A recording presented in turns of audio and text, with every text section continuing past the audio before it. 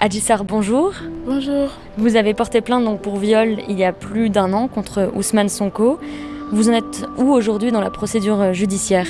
Non, Pour le moment, je ne sais rien du tout et je n'ai pas de réponse. J'attends. Personne ne me dit rien, c'est long. C'est comme si la justice avait peur du C'est comme gars. si dañu ragal le gars.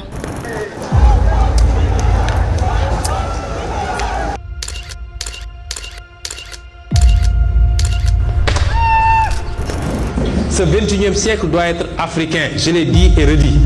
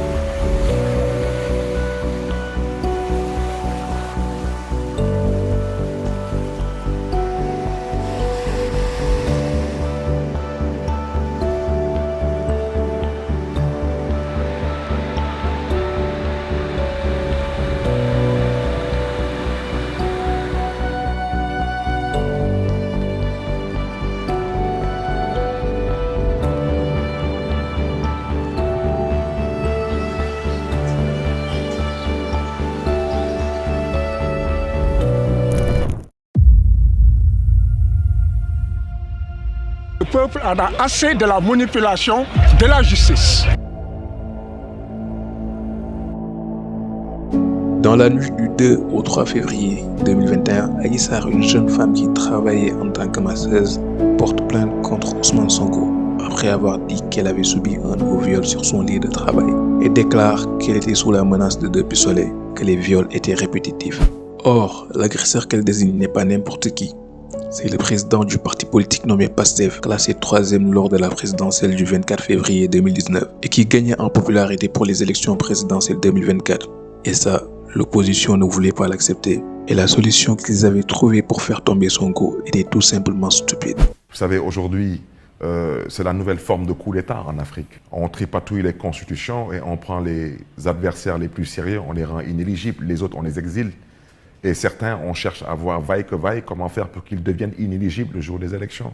Vous avez tous vu ce qui s'est passé récemment avec le président Ousmane Sonko. On n'aurait jamais imaginé dans notre carrière politique vivre des bassesses de cette nature. Tout le monde sait que c'est un complot ourdi pour liquider un adversaire politique. Et heureusement que le peuple s'est levé et a compris. Il faut savoir qu'Ousmane Sonko siégeait à l'Assemblée nationale, donc il bénéficiait de l'immunité parlementaire, mais qui lui sera ensuite retirée par une vote de la commission des lois, composée de 11 personnes, dont 8 d'entre eux appartiennent à la majorité présidentielle. L'issue était connue d'avance. On est le 3 mars et Ousmane Sonko devait répondre à une convocation. Sur sa route pour aller répondre au magistrat instructeur, le peuple l'accompagne et acclame son nom. Sauf qu'il fut arrêté sur la route et a été accusé de trouble à l'ordre public et de participation à une manifestation non autorisée.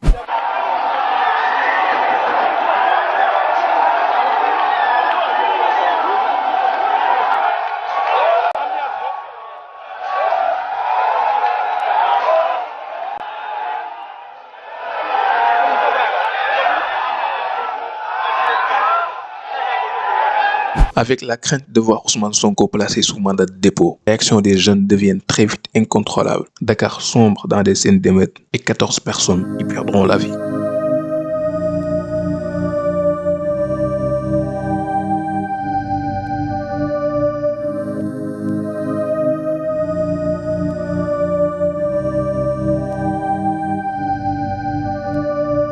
bés bu ne ñun ñoo ñu dund xiif bés bu ne ñun ñoo ñi dee ak mar ñun rek lañu jéppi bëgguñu gis ñun ñoo gisul jëf dëkk ci wax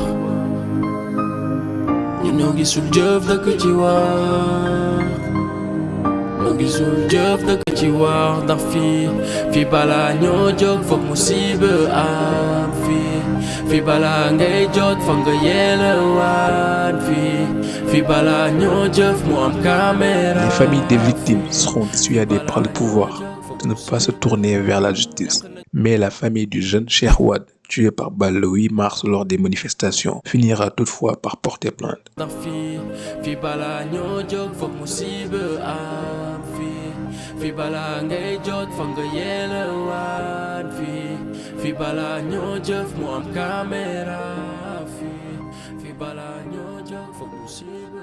dafa nekkoon loo xamante ne metti woon na rek nga nekk xale di liggéey di daan sa doole nekk ci benn bërëb di fa liggéey ñu lay def yéen dafa metti trop.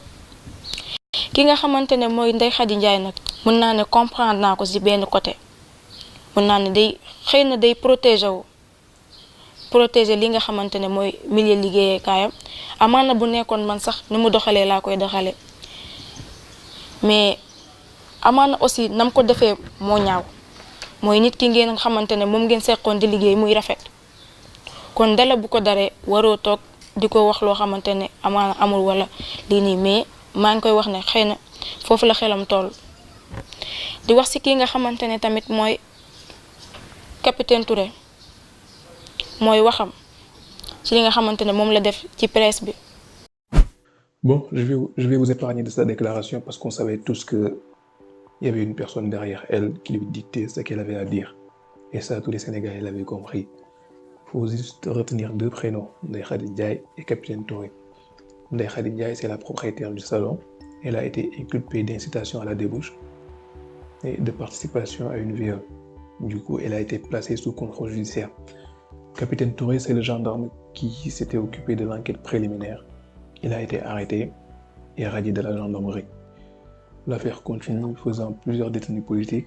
D'ailleurs, il y a une question que je me suis posée et je pense que la majeure partie des Sénégalais se sont posé la même chose. Jigéen bu ëmb ñaari at, est-ce que am na?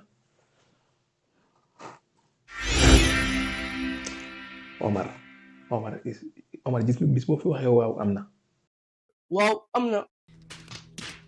Omar noppi balaa ñu lekk lay problème. Bon, revenons à nos poules. Le 1er juin 2023, le verdict tombe.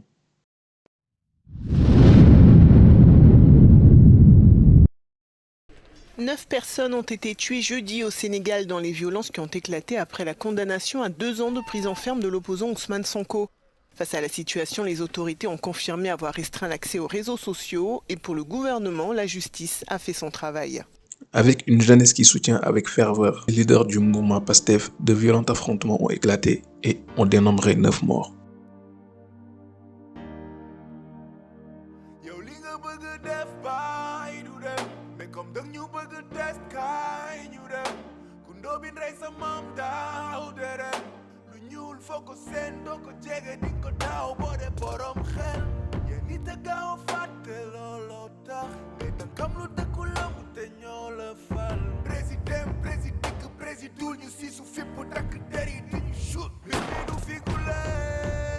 Ousmane Sonko sera libéré après l'adoption d'une loi d'amnistie votée à l'instigation du président Macky Sall. Par contre, on ignore si Ousmane Sonko et Bassirou Diomaye ont été relâchés en vertu de cette loi.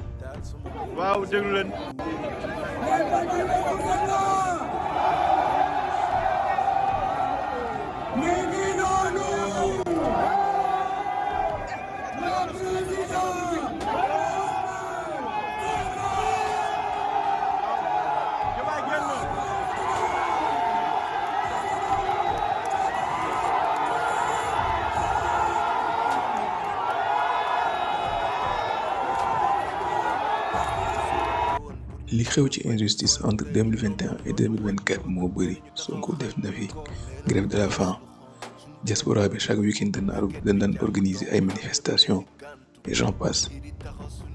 Après leur sortie, Sonko et Diomaye commencent leur campagne électorale qui fut un succès. Et le 24 mars 2024, Diomaye remporte les élections présidentielles avec 54% des votes. À 44 ans, Bassirou Diomaye Faye devient le 5e président du Sénégal. Ce leader de l'opposition, candidat anti-système, a remporté l'élection présidentielle dès le premier tour.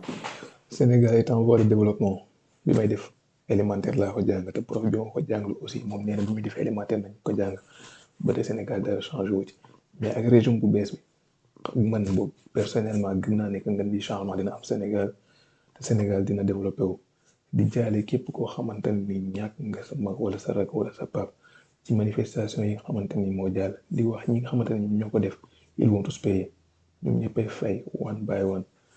Bon, ça sera la fin de cette vidéo. Ma tête sera sûrement floutée au moment du montage. Fu mu leen jeexal parce que xaw ma ndax dinaa continuer des vidéos yi wala du continuer.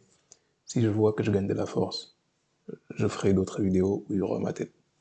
À la prochaine. lu waay di def bés dina wadd sa kaw lu waay di def bés dina wadd sa kaw right.